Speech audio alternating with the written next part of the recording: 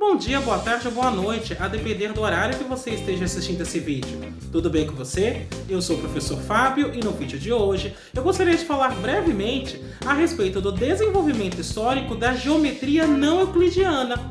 Vamos lá?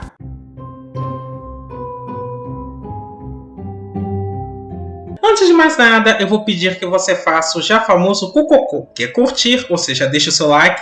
Aproveita e faça isso agora que você já não esquece. Comenta, ou seja, utilize a área dos comentários para continuar dialogando comigo, apresentando as suas dúvidas ou mesmo dando sugestões de outros assuntos que você gostaria que fossem abordados neste canal. E, caso você goste desse vídeo, compartilhe com seus amigos, compartilhe com seus contatos, compartilhe com aquele seu amigo que tenha curiosidade a respeito da parte histórica da matemática.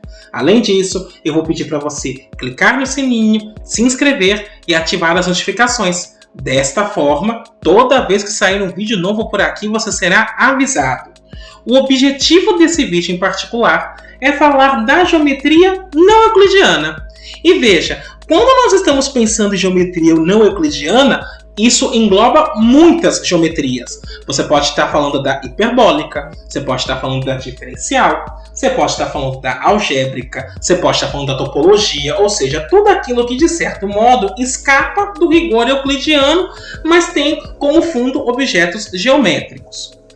Uma coisa que também é necessário destacar é que muitos dos conceitos que eu vou citar e resultados, eles já são definidos da mesma forma atualmente. Portanto, não faria muito sentido defini-los aqui de novo, mas a ideia é que ao final desse vídeo, mesmo que seja um vídeo relativamente curto, você possa entender quais são os principais elementos dessa geometria e quem de fato criou esses conceitos. Assim, caso você tenha alguma dúvida em algum conceito específico, escreve nos comentários que eu volto para fazer um vídeo a respeito dele. Bom, então sem mais delongas, vamos começar a ter uma conversa. Existem dois pontos de vista completamente opostos para enxergar os axiomas da geometria euclidiana. A geometria euclidiana é basicamente axiomática. Muita coisa ali, de fato, você aceita como verdade. O maior exemplo disso é o postulado das paralelas. O primeiro ponto de vista consiste em argumentar o seguinte: se você acrescenta os axiomas e, portanto, você não demonstra muita coisa, você aceita muita coisa como verdade, isso evita o fato de que você tenha que fazer o estabelecimento explícito do postulado das paralelas. E, portanto, se você não precisa demonstrar o postulado das paralelas, ninguém poderia, de certo modo, criticar essa ideia, já que você está aceitando como verdadeira.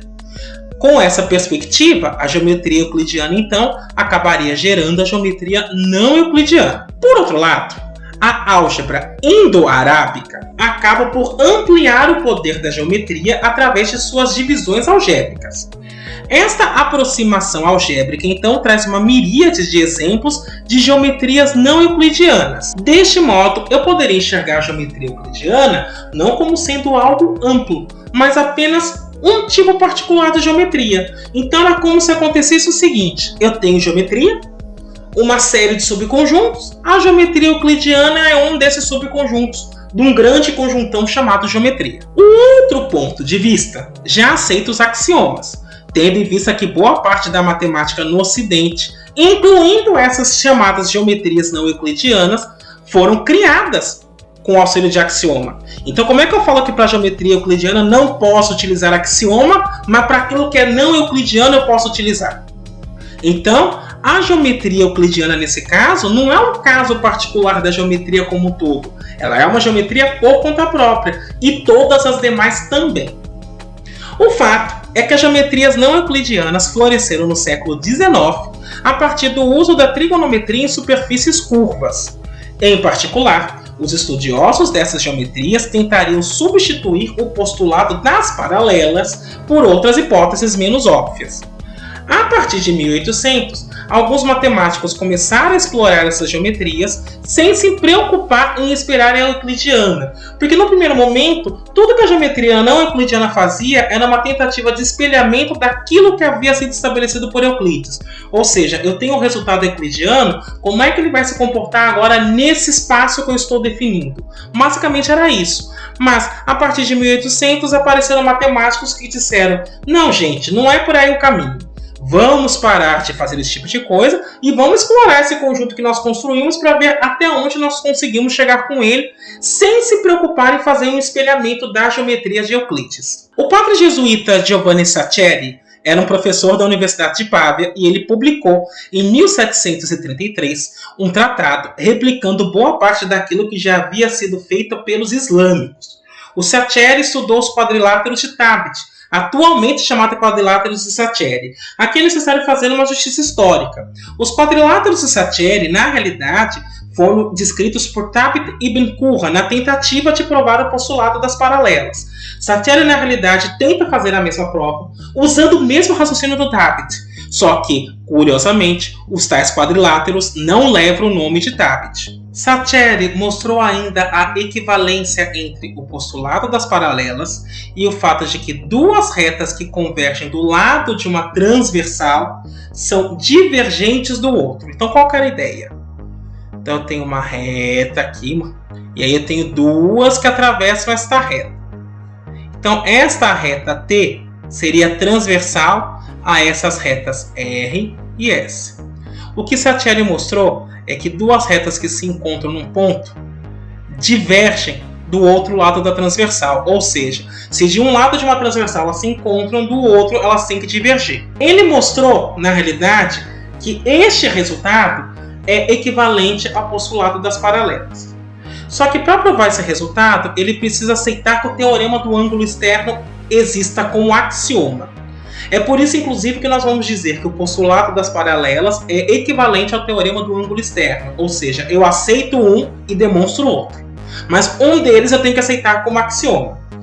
E a justificativa está no texto de Saccheri, que quando ele mostra isto, ele mostra, usando essa afirmação, ele mostra que este fato desemboca no postulado das paralelas, mas para isso ele precisa aceitar o teorema do ângulo externo. Saccheri ainda demonstrou alguns fatos básicos a respeito da geometria hiperbólica. Ainda falando do campo de geometria não euclidiana, nós podemos citar os textos do matemático suíço Johann Heinrich Lambert e os trabalhos de Legendre.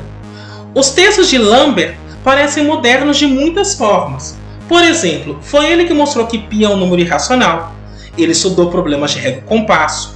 Ele apresentou todas as funções hiperbólicas e as propriedades, tais como as conhecemos, incluindo as notações que nós utilizamos para seno e cosseno hiperbólico. As funções hiperbólicas se tornariam fundamentais para o estudo da trigonometria com números complexos. E algumas das ideias de Lambert seriam reescritas por Legendre e, a partir desse texto, se tornariam populares nos continentes americano e europeu. Um outro matemático que contribui para o estabelecimento da geometria não euclidiana foi Gauss. O postulado das paralelas, tal qual conhecemos hoje, ele só começou a ser entendido mesmo o que ele significava ao fim do século XVIII. Gauss havia lido os trabalhos de Lambert sobre retas paralelas e aí ele começou a explorar esse objeto matemático. Em 1799, Gauss afirmou que conseguiria provar esse postulado se pudesse admitir triângulos bastante grandes. Porque, veja, o postulado das paralelas é equivalente ao teorema do ângulo externo. Se você demonstra o teorema do ângulo externo, você acaba de demonstrar o postulado das paralelas. Portanto, o que ele tentou fazer foi demonstrar o teorema do ângulo externo. E aí ele pensou, bem, isso eu posso fazer se eu admitir triângulos bastante grandes. Nesse sentido, ele achava que poderia utilizar alguns resultados de triângulos hiperbólicos.